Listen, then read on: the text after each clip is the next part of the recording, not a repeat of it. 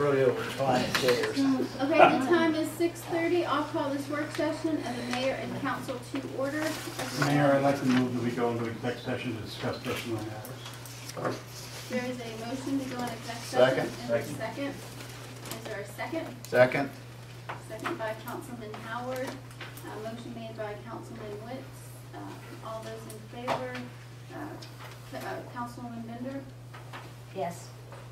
Councilman Howard? Yes. Councilman Emanuel? Yes. Councilman Kraus? Yes. Councilman Witz? Yes. Mayor Kraus, yes. With that, the time is 6:31. We will close this meeting.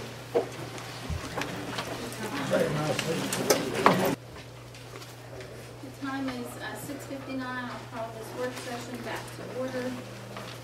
We'll go over tonight's agenda. Given the invitation, we have Pastor Dongware. I don't know if I pronounced that right. I apologize. The Mount Zion Baptist Church will be here tonight to give some indication. We didn't have our announcements, and I'll be reading my executive order into the record. We have the pledge and ceremonial matters. I will be postponing my volunteer video proclamation in light of the city clerk issue and not having access to the city seal.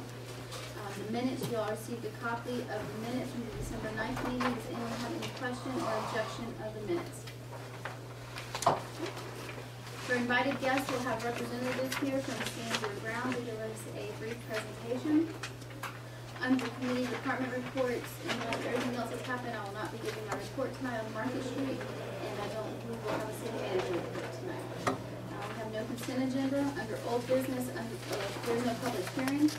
New business, we have consideration action on improvements to the town green.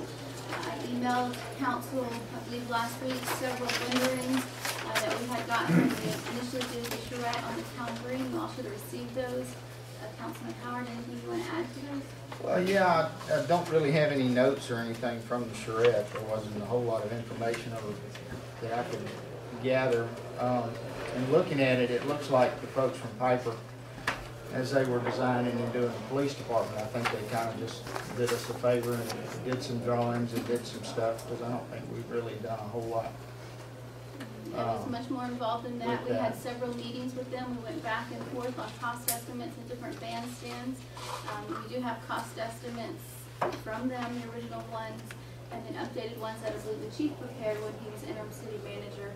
In one of my emails, I said that we had those, and if you needed me to forward them to you, I'd be happy to, but never received a response from anyone. I would have thought you would have just sent them anyway. But well, it's my understanding you already had them, and that's what I said in the email. So if you didn't have them, I asked you to tell me, and I would forward them. And like I said, I didn't receive a response. That's fine. Well, you know, the bottom line is we don't need the, we don't need the stage portion of it anymore. And there's just not a whole lot of information other than a pretty picture on this thing. The sidewalk or the crosswalk going in front of it is certainly not something You have this on the agenda for action tonight. Is there an action you want to take? Well, I want to start the process of looking at this again to see exactly what we need to do, and not because we just don't. I don't have any of the other minutes or the meetings or what other things were decided. There's not anything about electricity in the center. There's not any other. It's just a pretty drawing. The minutes are, we had the work session, they're out there, you have to have access to them. There's another problem.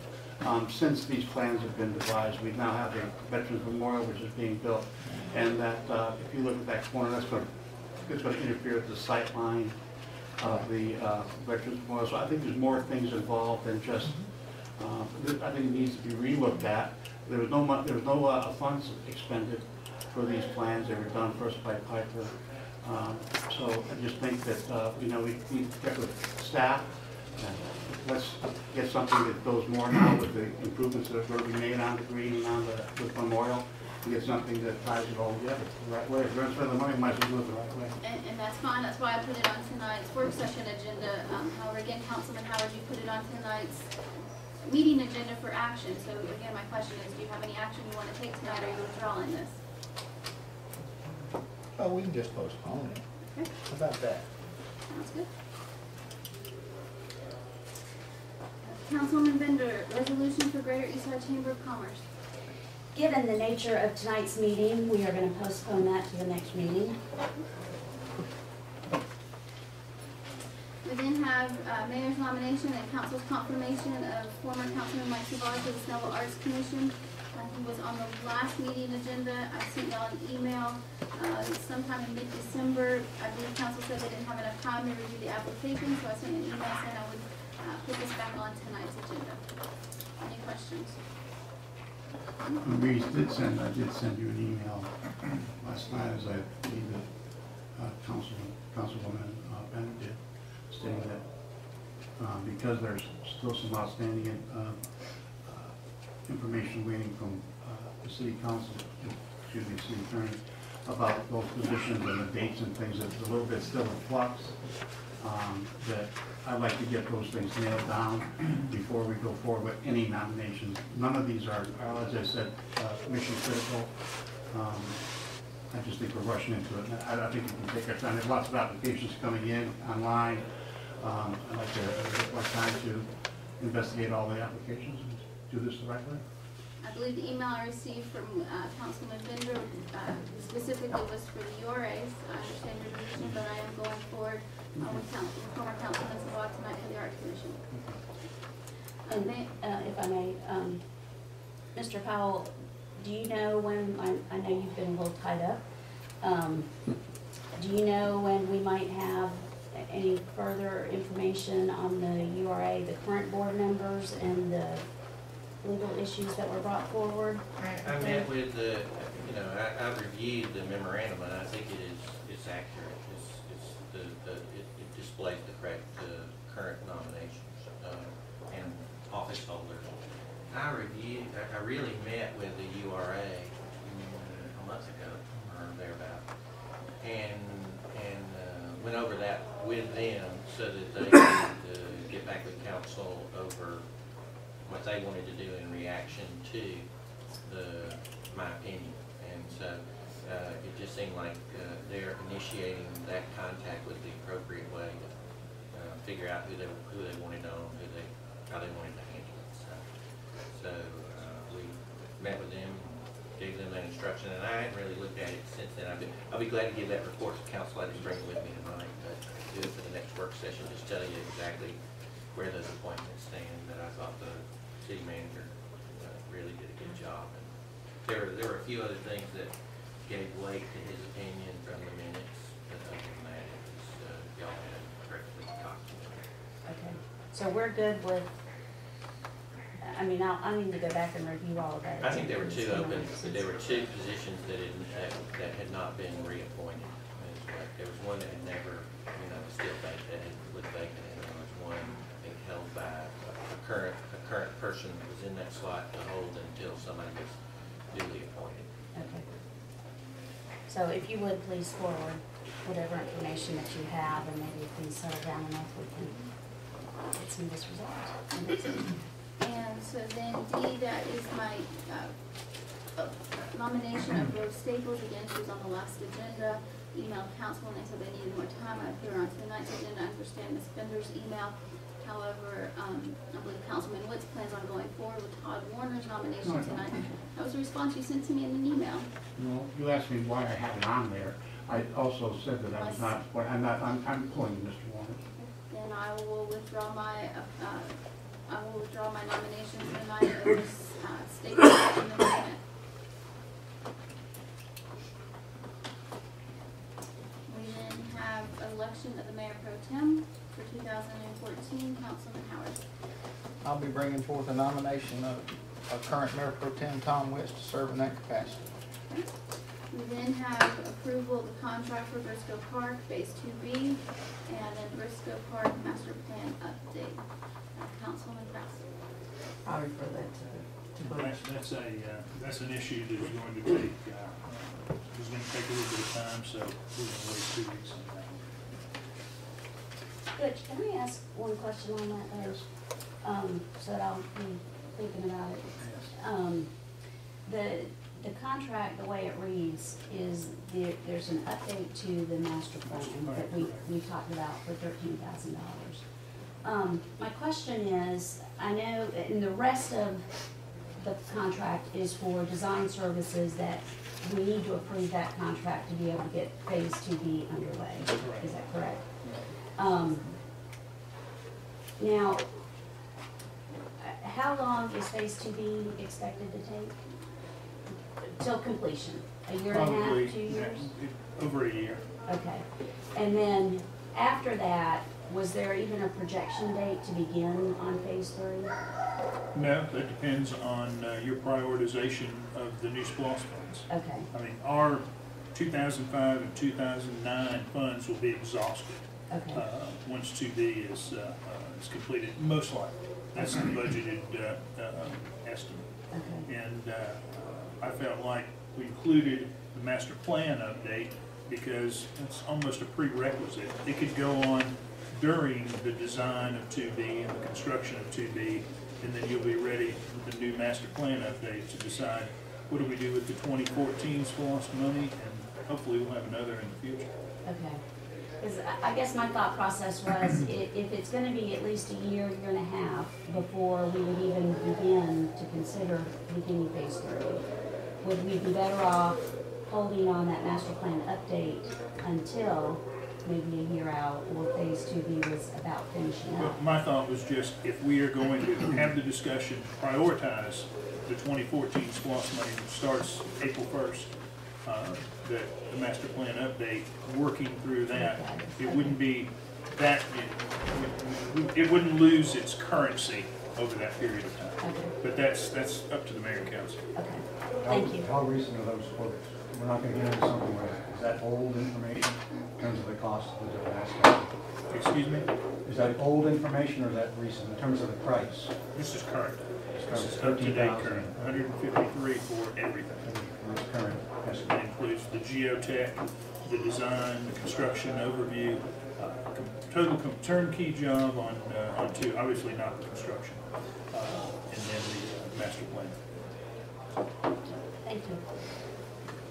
We then have consideration action on award of 2014 annual resurfacing bid. And this is one- Go ahead. This is just one item that I would like to take care of this evening. We received bids, either Snell was the low bidder in the amount of just under $500,000, $499,302. They were $23,000, $24,000 lower than the second low bidder, Pittman. Includes 12 streets, many of those in the Nob Hill area. And they are streets that definitely need resurfacing, and I would ask that we approve that so we can maybe take advantage of some good weather and get started. That brings us to our work session agenda. Reappointment of Todd Warner to the Urban Redevelopment Agency. Councilman Woods. Old police station property, Councilman Woods. I'd like to know an update on that. I know there's getting surveys and just like some special where we are on that now. We split those properties. We're last updating time the anybody looked at appraisal number, Yeah. the old appraisal number. We've had one interested party because we aren't sure how this is going to go. Mayor and council, URA, we've had one interested party I've taken through the building. Let them take a good look at it. Had a couple other calls, but we should have the appraisal back shortly. And then, because of what we did, So we have the property survey, we have the survey, we have the split. We're No, gonna we survey, don't. remove the parking lot from the building. If we don't have the survey done, the short-term lease, I backed off on that, and I'm also reviewing the cell tower lease to make sure it is in our best interest that we maintain that cell tower lease. I think we may have some, But we wouldn't have to file, if you get a survey, we wouldn't have to file that to separate the plots. It would just be- We know what, an out parcel, but I wanted you to have all the information on that lease, because there's potential for, I think, deriving some more income out of that lease. if you just give us maybe an update on this meeting. Okay. Other questions on police department? We then have the town green park renderings and design. As I said earlier, I sent out the copies of all the renderings. I will be happy for the cost estimates for those, and we'll put it back on the next work session agenda for further discussion once we have enough pre-order. If you can come up with some list of things you like and you don't think are necessary about discussion on where to go. Any other questions about that? Discussion about adding a police taxi combo to the Snellville PD. Councilman Howard. What this is basically these two departments locally here, Kennesaw and Marietta, have taken, and you may have seen them around, they take an old retired police car and they create basically a marketing program that tries to reinforce the idea that, listen, it's a whole lot cheaper long run on everybody's best interest in case they have a wreck or kill somebody or anything else, is if they'll just make a conscious decision to either get somebody to drive them home, take a taxi. And in the presence of our police force in our city and our Police Academy Alumni Association, it is just a great tool, I think, that's going to add some, some good news to the city that we want to make sure that we just continue to promote the good things. So I'd like to be able to go ahead and start doing some preliminary work. Chief and I talked a little bit about it. We believe we can come up with a vehicle that's coming out of service real soon. As far as the sponsorship of it, how to fund it, it'll pretty much all either be just private donations or companies or so on and so forth. So we can, from a, I just think from a perspective of our police department having things out there to make people or help people think, it can hurt. So if I can kind of get everybody's okay to kind of move forward with some stuff on that, and maybe start with the chief and find out what vehicle we can do. If we want to wrap it or paint it, I've got some opportunities to get it painted at no cost to the city. So chief's got a nice truck. Between you and the chief.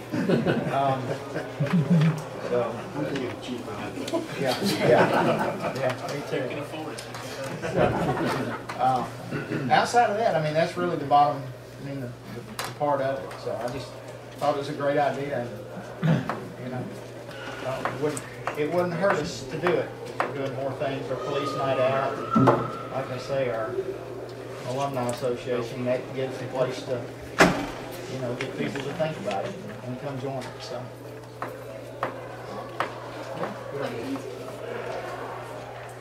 Discussion of mayoral authority and duties. Councilman Wentz. Yes, this is brought to light, of course, of things that happen over the past few weeks.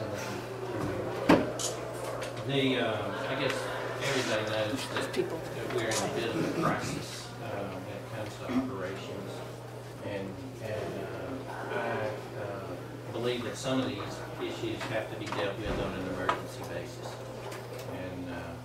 And I guess the first thing is to make sure that everybody here sort of understands the difficulties of representing a group that is divided, and for purposes of information. And I informed the mayor today that her interest had separated from the balance of the council to the point where she needed to be notified of her position that might require counsel on her own. So that's a ethics provision of State Bar Rule 1.13. And so with that, the emergency part of this is all financial.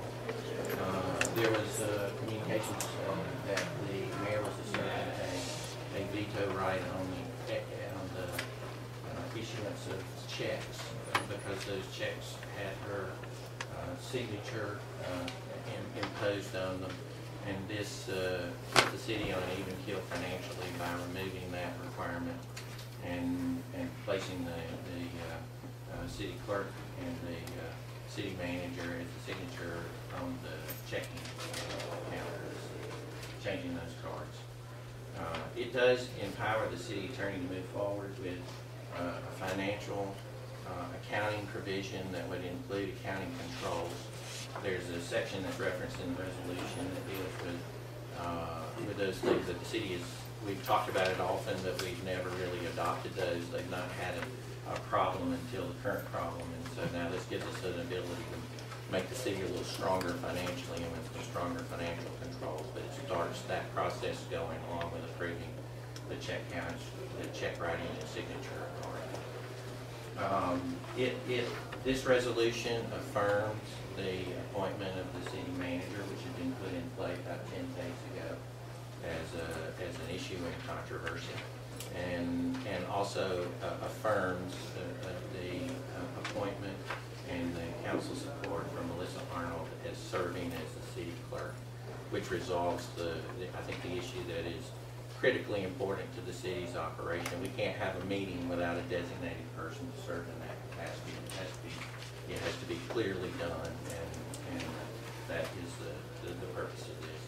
It has some other miscellaneous provisions that deal with some confusion between the authority of the mayor and the council with regard to the charter. There are specific provisions that list the mayor's authority in the charter, and it does give the city council the ability to expand those powers if they see fit.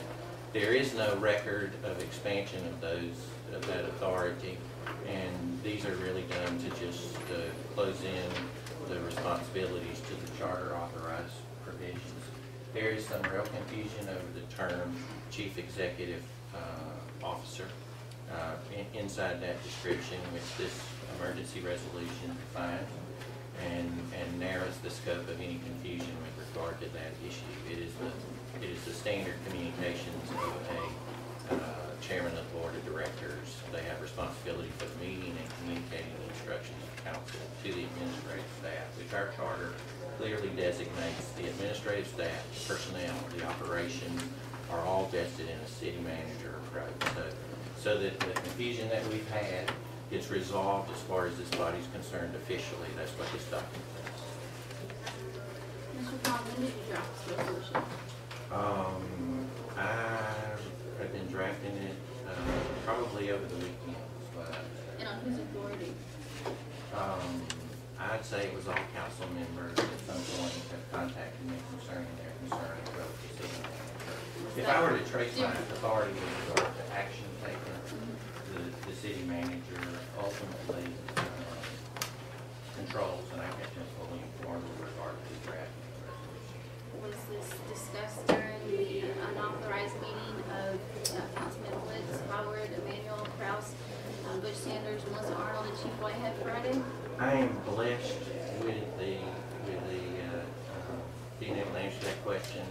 I have no idea about any meeting. As far as I'm concerned, this council's always acted appropriately, and they know the rules and Were you don't part of usually- that meeting Friday evening? I was in no way part of any illegal meeting, and I doubt that one.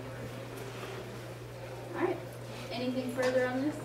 I mean, All right, we will be in recess until 7:30. I do, Deputy Mayor, when you add this